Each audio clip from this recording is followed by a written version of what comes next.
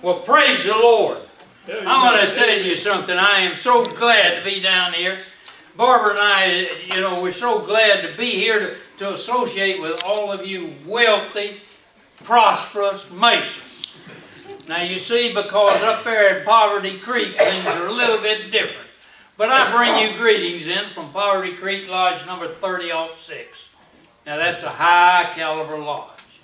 Now I want to tell you something. We have some really tough times up there. And I tell you, some of the worst things we have to deal with is when those district deputy grandmasters come to visit. Now y'all know what I'm talking about? They've been here. Yeah, well I tell you. Let me tell you something. It was a few years back when they got news out that they were coming. Well, first thing we did, we got to get everything to eat. So boys all went out there and we got squirrel and dumplings. And the women, they fixed up a nice little table there for that deputy to sit down and eat with all his committee men. He was bringing 3.5 committee men. Now you figure that out, but that's the way they worked it up there. Anyway, we have a entered apprentice. Now this boy has been working on his catechism for 3.5 years now, but he's doing pretty good, and we were encouraged.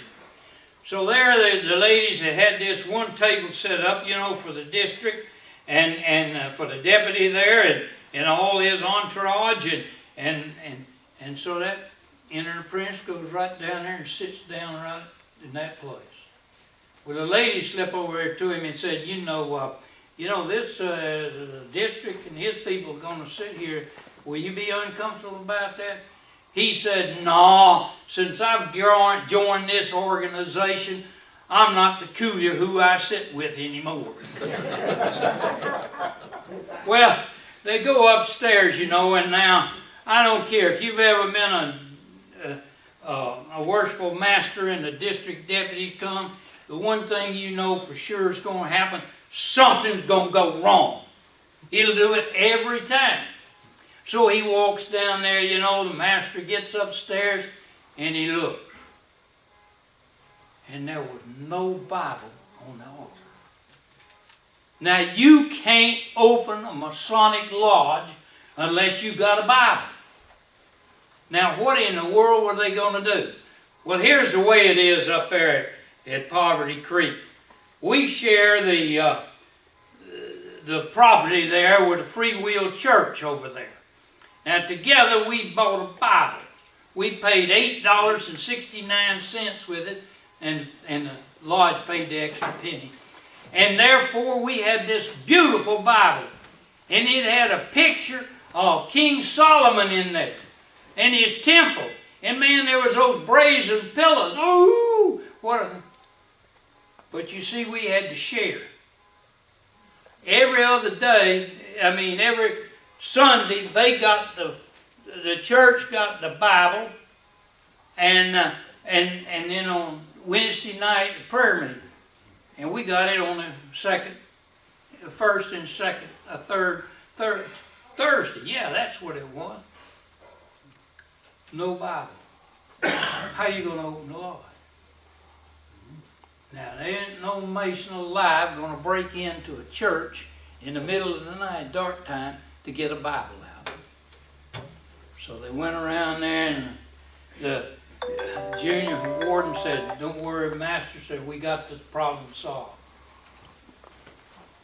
When they came down to open the Bible, they escorted Brother Elmer Jones right there. They put his head down there on the altar. You see, he had the Bible memorized. And that was the same as having an open mouth when they opened his mouth. Yes, sir, they got it done. Now, I want to tell you something. One of the things we do up there at our lodge, just as soon as we get it open, we pass a charity basket around. And we do a little charity as best we can up there. We got one Mason up there, his name is Iron Jaw Dugan. Now, he married a grasswood up there. She had a little bit of money. And that fella had a $50 gold piece. Woo! woo! You talking about something that's pretty, those eagles on there, gold eagles, and he'd flip that thing all the time, you know, showing off everybody about that. So here we come around to take the collection, and he reached in his pocket, and by accident he threw that $50 gold piece right there in the collection plate. Now he reached in there to get it, but that junior deacon, he was fast. He put his hand over that, and he said, once it gets in that collection plate, it don't come out. He said, well, okay, I guess I'll get $50 credit for that when I go to heaven. He said, no, you're not going to get but 10 cents credit.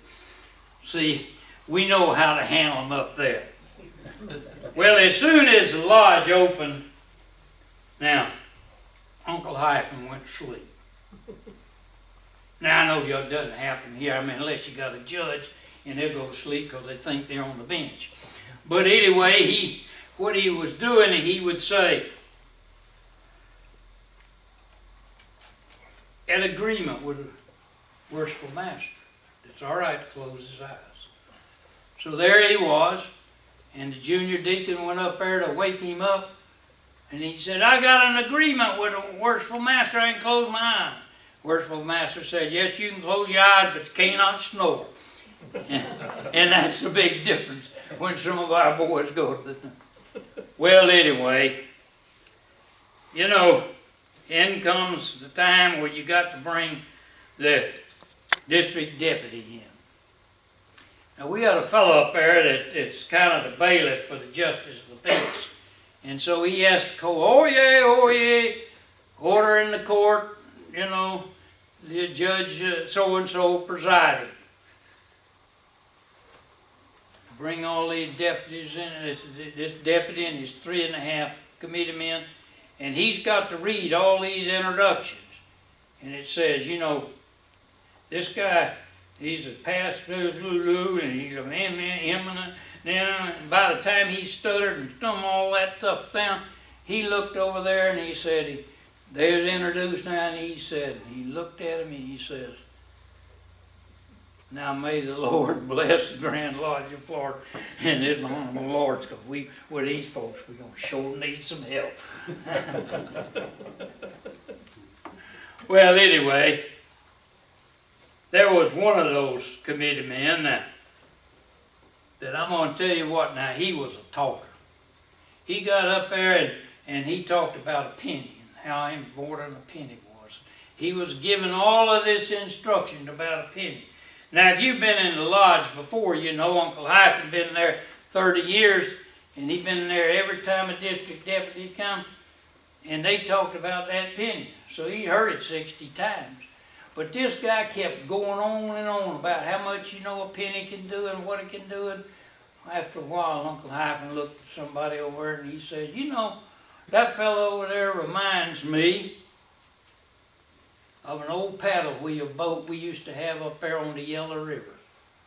He says, what do you mean about that? He said, that old paddle boat had a 3-foot boiler and a 7-foot whistle.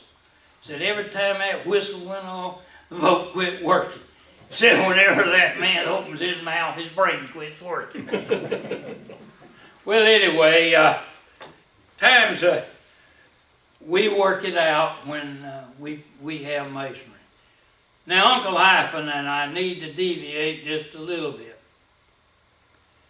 He worked for the railroad after it came through up there, and what he did, he sawed up the cross ties.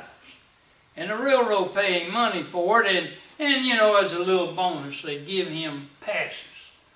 He'd ride to Pensacola and catch it up there at Milligan, ride to Pensacola. He said that most amazing thing you'd ever see is if you go to Pensacola early in the morning, you see something you never would see in your life. You never thought you'd see it. There was people running to work. And Povery Creek, we walk out there to that barn. We don't learn to get in there. But anyway, the way they did that now, so he was riding one day on that pass, and there was a poor old woman in there, and she had about 6 young'uns, and The conductor came along, she said to him, couldn't find her ticket, and she went all through her pags and pags, got every one of them young'uns down, and finally she found it in one of them pockets. She handed it, and he punched the ticket. She looked over at Uncle Hyphen, and she said to him, my goodness, he didn't check your ticket. He said, no, I'm riding on my looks. She said, well, your journey must be about over. And so is mine. That night after the district deputy grand master left, Uncle Hyphen was trying to go home, and they broke out one of the most terrible storms you've ever seen. Thunderstorm. I mean, now the thunder would go off and that mule would go 6 steps back, then the lightning would flash. Whew, he could walk forward. Then thunder, back and forth, back and forth. Finally, Uncle Hyphen looked up and said, Lord, let me tell you what I need. I need less noise and more light. And that's what y'all need. Less noise and more light. Y'all come up to see us sometime in Povery Creek. We would be mighty glad to have you in our lodge. I'll tell you though, Povery Creek, we've got one thing that money can't buy. We got poverty and a lot of it to share. But now every ditch has 2 banks. Every bird has a bill. Every blade of grass is a folded coin, and the folks all have hearts of gold. Come up and visit us. May the Lord bless you till we meet again.